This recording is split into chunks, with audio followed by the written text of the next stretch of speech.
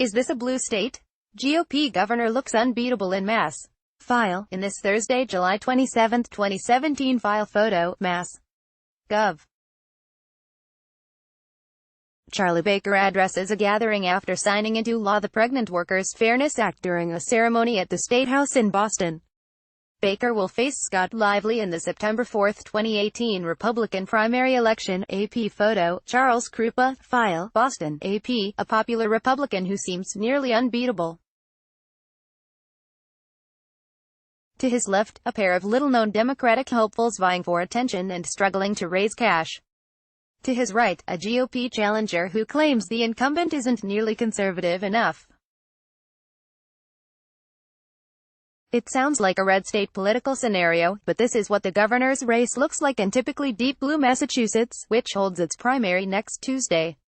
Republican Charlie Baker, a moderate seeking a second four-year term, has amassed more than $8 million in campaign funds, and polls consistently place him among the nation's most well-liked governors.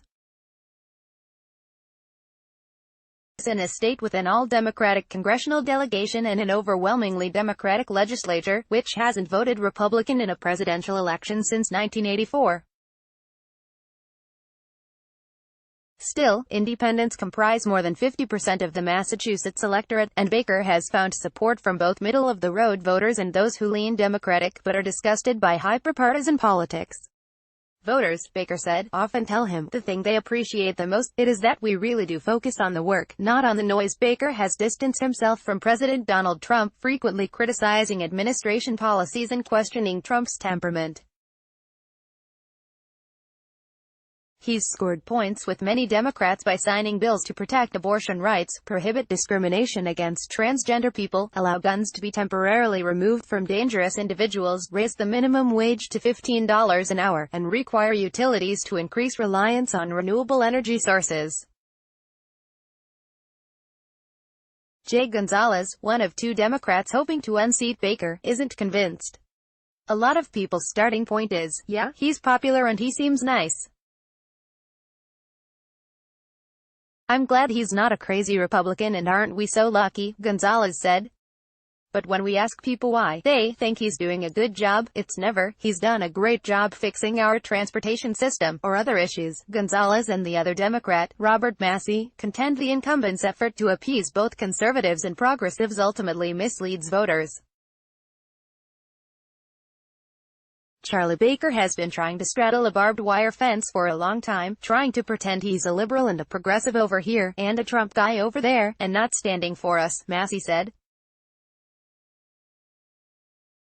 Neither contender has significant name recognition outside of Democratic activist circles. Gonzalez served as Secretary of Administration and Finance under former Democratic Gov. Duval Patrick, an experience that he says prepared him for the complexities of managing state government. Massey points to his nearly 4 decades of activism, beginning with the anti-apartheid movement in South Africa and later founding organizations that promoted corporate accountability and environmental sustainability. Among Baker's weaknesses, both candidates say, is his failure to significantly improve the performance of the Massachusetts Bay Transportation Authority, the transit system better known as the T, which was crippled by a brutal stretch of winter weather in 2015 and continues to frustrate riders with frequent breakdowns and delays. Baker cites progress in stabilizing finances and modernizing equipment, while acknowledging the T has a long way to go. Democrats fault him for not seeking additional taxes for transportation and for never riding the trains himself to experience the issues commuters face.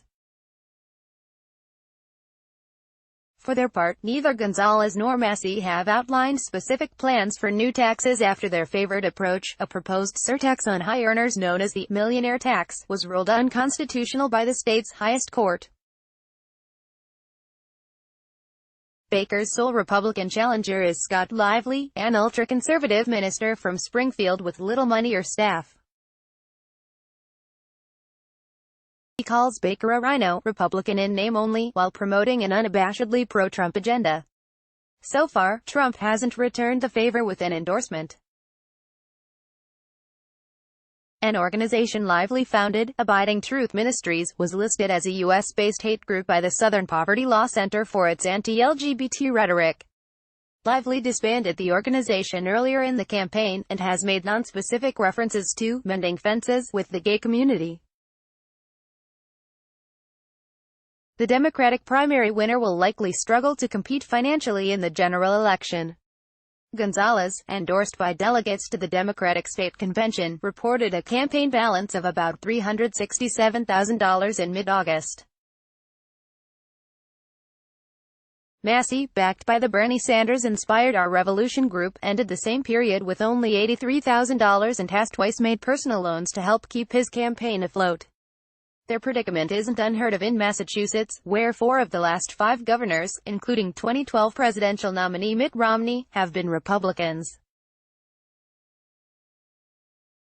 "I haven't been unhappy with Baker, but I've never voted for a Republican in my life," said Stephanie Manzella, a history teacher from Yarmouth, who is undecided about how she'll vote this fall and won't simply cast a knee-jerk ballot for the Democratic nominee.